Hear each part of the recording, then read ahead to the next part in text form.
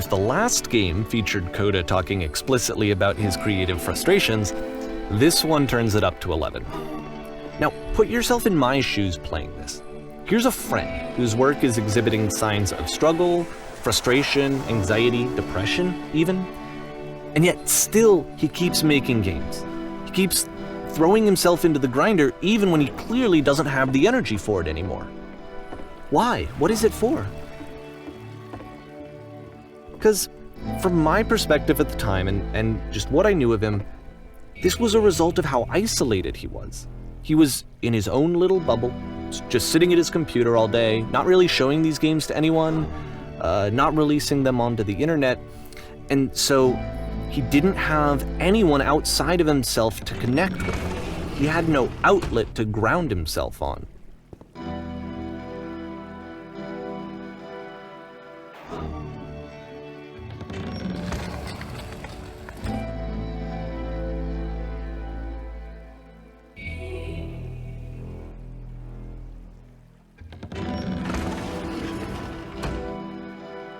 You can't talk yourself out of loneliness. It doesn't work that way. You can't be the one writing both the questions and the answers. Then there's no movement. Then there's no circulation. If all of your anxieties are being channeled into your work, then if the work ever fails, you have no backup and you're just going to crash.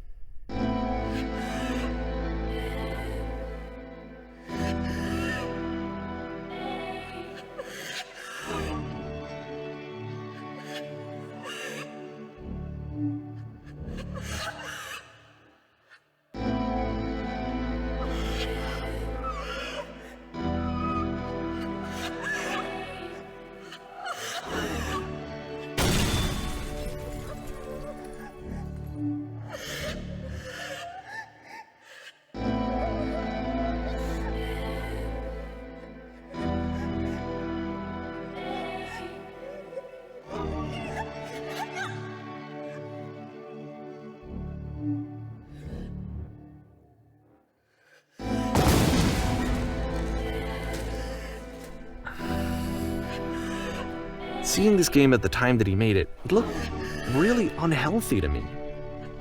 I was watching him do this to himself, and I hated it. I hated seeing him so trapped. It's like, video games are not worth this amount of suffering. This is someone I really cared about, and I used to get so much joy out of seeing him create. For him to suddenly become angry and frustrated like this, it was the worst thing for me.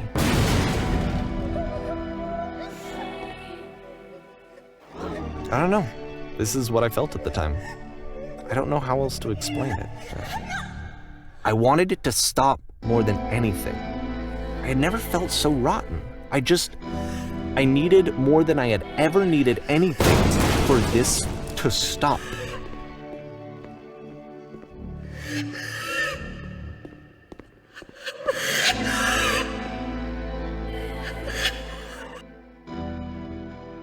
But it didn't stop. After finishing this one, Coda takes another 7 months and comes up with a new game.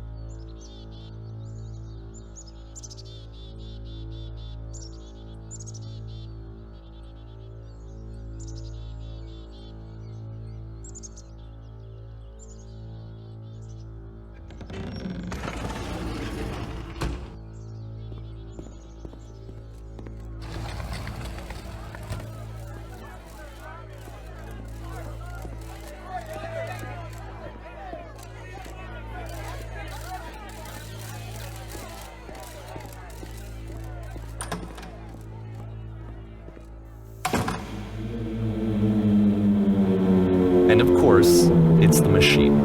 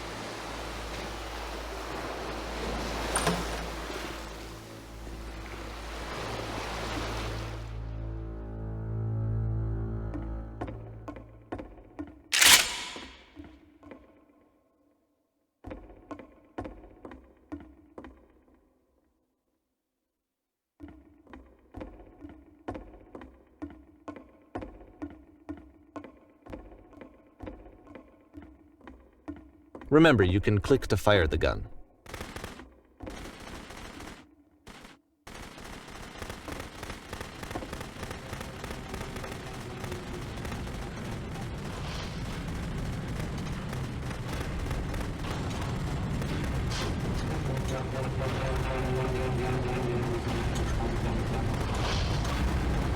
So now the work is becoming self-destructive. And I'll tell you, at the time that I first played this game, shortly after he made it, here's what I'm thinking to myself. I'm thinking that Coda is stuck in his own head, and that it's having a very negative effect on him, and that all he needs to do is just start showing his work to people, to get some actual feedback on his games. It might get him out of isolation. And so, as I'm thinking this, I realize that I could be the one to initiate it. Because it would never occur to Coda to start actively soliciting feedback, so what if I did it for him? If he could see the difference it would make to have more actual conversations with other human beings, would that bring him out of his mental spiral? Would it give him confidence in himself?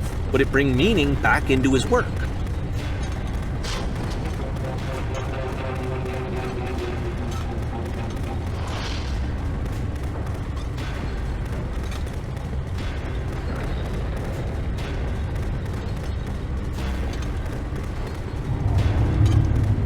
So I started showing Coda's work to people. I took this one, and the islands which you just played, the theater, the notes, the house cleaning game, and some of the prison escape games. I brought them to people that I knew and trusted. I asked their opinions. And the great part is that they really loved his games. You know, the point of it all was just to give him some external reference point, but they genuinely loved his work. There was nothing for him to be afraid of.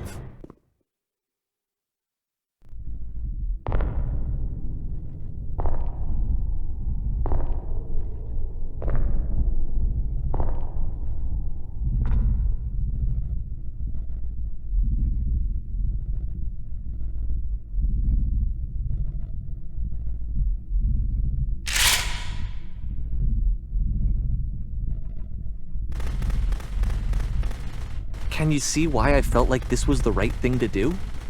Because it's the thing that I always feel like I need, to be told that my work is good, that I am good. When someone really connects with a thing that I've made, when they see themselves purely in my work, there's nothing that feels better. And I got to give that very same feeling to my friend. I did something, I really felt like I'd done something good, like I was a good person. I felt like there was a friend who was in trouble and was unhappy and maybe didn't like themselves, and I could fix it. If I could give him this gift, maybe I could fix the problem. When they told me how much they enjoyed his games, it was the best feeling. It was the absolute best feeling. It made me feel so happy, so beautifully, beautifully happy.